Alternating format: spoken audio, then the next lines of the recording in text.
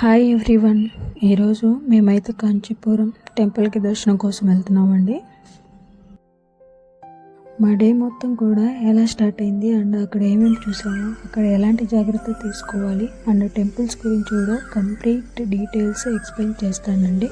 అంతేకాకుండా చూస్తూ వెళ్ళినప్పుడు ఎలాంటి జాగ్రత్త తీసుకోవాలి అన్నీ వివరంగా చెప్తానండి. ఈ వీడియో అంతా కంప్లీట్గా చూడండి, ఫుల్ ఎక్సైటింగ్గా ఉంటుంది. ఈరోజైతే నేను ఎర్లీ మార్నింగ్ 5:30కి లేచాను. బయట వ్యూ అయితే చాలా పీస్ఫుల్గా ఉందండి. నెక్స్ట్ అయితే ఇంట్లో వర్క్ అంతా కూడా కంప్లీట్ చేసుకున్నాను. హౌస్ క్లీనింగ్ అండ్ పిల్లలకు కావాల్సిన థింగ్స్ అన్నీ కూడా రెడీ చేసుకున్నాను. పిల్లల్ని రెడీ చేసి ఫైనల్గా పూజ అయితే కంప్లీట్ చేసుకొని స్టార్ట్ అయిపోయాము. 9కి స్టార్ట్ అయ్యాము. ఎగ్జాక్ట్గా 1.5 hour పట్టింది. 10:30 అయిందండి కాంచీపురం వచ్చేసరికి. కానీ దర్శనంకి టైం పడుతుందంట. 11:30కి స్టార్ట్ అవుతుందంట. ఇక్కడ దర్శనం టైం టెంపుల్ అవుట్ సైడే మనకు కావాల్సినవి కొబ్బరికాయలు అండ్ పూలు ఈ థింగ్స్ అన్నీ కూడా దొరుకుతాయండి. కాంచీపురంలో కానీ పెరుమాళ్ టెంపుల్లో కానీ ఎక్కడ కూడా మనకైతే లాంగ్వేజ్ ప్రాబ్లం ఉండదండి. అక్కడే గుడి మండపంలో అయితే 1 hour వెయిట్ చేసాము. ఆ 1 hourలో కూడా పిల్లలందరూ కూడా బాగా ఎంజాయ్ చేస్తూ ఆడుకుంటున్నారండి. మా పిల్లలు కూడా బాగా ఎంజాయ్ చేశారు. కామాక్షి అమ్మన్ టెంపుల్ శక్తిపీఠాల్లో ఒకటిగా భావించబడింది. చాలా ప్రాచీనమైంది కూడా. హిస్టరీ ప్రకారం ఈ టెంపుల్ని పల్లవ రాజులు కట్టించారని, తర్వాత చోళ రాజులు అండ్ విజయనగర రాజులు డెవలప్ చేశారని అంటారు. ఇక్కడ కామాక్షి దేవి మెయిన్ దేవతగా పూజించబడుతుంది. కామాక్షి అంటే ప్రేమ మరియు కరుణతో చూసే అమ్మవారని అర్థము. ఇంకా ఇక్కడ ఒక ఇంపార్టెంట్ నమ్మకం ఏంటంటే ఈ ఆలయాన్ని శక్తిపీఠంగా భావిస్తారు. పురాణాల ప్రకారం సతీదేవి శరీర భాగాలు భూమిపై పడ్డాయని నమ్మకం ఉంది కదా. అందులో భాగంగా ఇక్కడ సతీదేవి నాభి భాగం పడిందని నమ్ముతారు. అందుకే ఈ ప్లేస్కి స్పెషల్ స్పిరిచువాలిటీ ఇంపార్టెన్స్ ఉంది. ఇక్కడ అమ్మని దర్శనం చేసుకుంటే peace and blessings and positive energy వస్తాయని భక్తుల నమ్మకం. ఫైనల్గా 1 hour వెయిట్ చేసిన తర్వాత దర్శనం అయ్యిందండి. మాకు దర్శనానికి 40 minutes దాకా పట్టింది.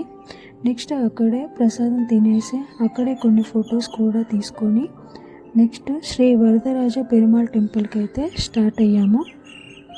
శ్రీ వరదరాజ పెరుమాళ్ టెంపుల్ కూడా అమ్మవారి టెంపుల్కి చాలా దగ్గరగా, అంటే 4 నుండి 5 kilometers ఉంటుంది. సమ్మర్ వలన మరి చిరాకుగా ఉండటం వలన ఏదన్నా కానీ మా పాప కొంచెం స్ట్రగుల్ అయింది. నెక్స్ట్ డ్రెస్ అంతా కూడా చేంజ్ చేసేసి ఫుడ్ తినేసి కొంచెం ఫ్రెష్ అయిన తర్వాత శ్రీ వరదరాజ పెరుమాళ్ టెంపుల్కి స్టార్ట్ అయ్యామండి. ఈ టెంపుల్ కూడా కామాక్షి అమ్మవారి టెంపుల్కి దగ్గరగా ఉండటంతో జస్ట్ 15 minutesలో మేము ఇక్కడికి వచ్చేసాము. మేము ఎక్కడికి వెళ్ళినా వెయిటింగ్ అయితే తప్పట్లేదండి. ఇక్కడ దర్శనం టైమింగ్ 3:30 అని చెప్పారు. ఈ టైం మన ఆంధ్రాలో ఎందుకు ఉండవండి? మీకు కూడా ఈ డౌట్ ఎప్పుడైనా వచ్చిందా? టైమింగ్స్ అన్నీ కూడా తెలుసుకొని కరెక్ట్గా ప్లాన్ చేసుకుంటే ఈ కాంచీపురంలోనే 15 నుండి 16 టెంపుల్స్ దాకా చూడవలసినవి ఉన్నాయని అంటుంటారు. అన్నీ కాకపోయినా ఇంపార్టెంట్ అయినవి కొన్నైనా కవర్ చేయొచ్చు. చేసేదేం లేక వెయిట్ చేసామండి. ఇదేనండి శ్రీ వరదరాజ పెరుమాళ్ టెంపుల్ అంతా కూడా చాలా పెద్దదిగా ఉంది అండ్ ప్రశాంతంగా ఉందండి. ఫుల్ క్రౌడ్ అయితే ఏం లేదు అండ్ క్లైమేట్ అంతా కూడా చాలా బాగుంది. శ్రీ వరదరాజ పెరుమాళ్ టెంపుల్ కూడా కాంచీపురంలో చాలా ఫేమస్ అండి. అండ్ ఈ టెంపుల్ని విష్ణు కంచి అని కూడా పిలుస్తారు. అండ్ ఈ టెంపుల్ని కూడా పల్లవ రాజులు కట్టించారని, చోళ విజయనగర రాజులు పాలించేవారని అంటారు. ఇక్కడ విష్ణుమూర్తి వరదరాజ పెరుమాళ్ రూపంలో పూజించబడుతున్నారు. వరదరాజు అంటే వరాలు ప్రసాదించే దేవుడని అర్థం. ఇదేనండి 100 స్తంభాలతో కట్టించిన గుడి అంట. ఈ గుడి వెనక భాగంలోనే కొలను ఉంటుంది. ఈ కొలనులోనే అసలైన అత్తి వరదరాజ స్వామి విగ్రహం ఉందని అంటారు.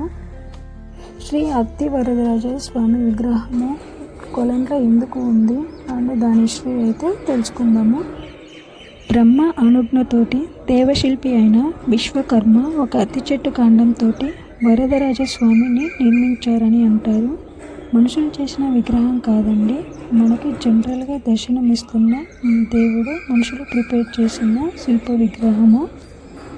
15-16 సెంచరీస్లలో మన దేశంలోని దేవాలయాలను నాశనం చేసే ఉద్దేశంతో యుద్ధాలు జరిగేవని, ఆ యుద్ధాలకు భయపడి అండ్ ఈ విగ్రహము చెట్టు కాండంతో చేయబడింది కాబట్టి అది విరిగిపోతుందన్న ఉద్దేశంతో 9 నుండి 12 అడుగులు ఉన్న దేవుణ్ణి ఒక వెండి పెట్టెలో పెట్టి ఆనంద పుష్కరిణిలో నీటి అడుగు భాగంగా దాచారని, చోళరాజులు యుద్ధాలన్నీ ఆగిపోయి సర్దుకున్న తర్వాత టెంపుల్స్ అన్నిటిని కూడా బాగు చేసే టైంలో ఈ అత్తి వరదరాజస్వామిని ఆ స్థానంలో లేకపోవడంతో చోళరాజులు ఆయన అసలు పోలికలతోటి ఒక పెద్ద విగ్రహాన్ని తయారు చేసి పెట్టారని అంటారు.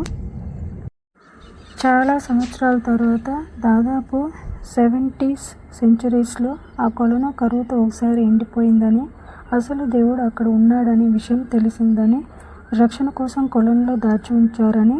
అయితే ఇది సంప్రదాయంగా వచ్చిన సమాచారం తప్పితే ఖచ్చితమైన ఆధారాలు లేవు. అసలు క్లియర్గా చెప్పాలి అంటే అత్తివరద స్వామి విగ్రహం అతి చెక్కతో తయారు చేయబడింది. దీనిని రక్షించడానికి ఆలయంలోని అనంత సరాస్ కులంలో భద్రపరుస్తారు. 40 సంవత్సరాలకు ఒకసారి మాత్రమే బయటకు తీసి 48 రోజుల పాటు దర్శనమిస్తారు. ఫస్ట్ 24 రోజులు కూడా పడుకున్న విధంగాను, నెక్స్ట్ 24 రోజులు కూడా నిలబడి ఉన్న విధంగాను దేవుడు మనకు దర్శనమిస్తారు. 1939లోను, ఆ తర్వాత 40 సంవత్సరాలు 1979లోను, ఆ నెక్స్ట్ 2019లో జరిగిన తర్వాత సంప్రదాయ ప్రకారం మళ్ళీ 2059లో దర్శనం కలగనుంది. నెక్స్ట్ అత్తి వరదరాజస్వామి దర్శనం 2059లో ఉంటుంది.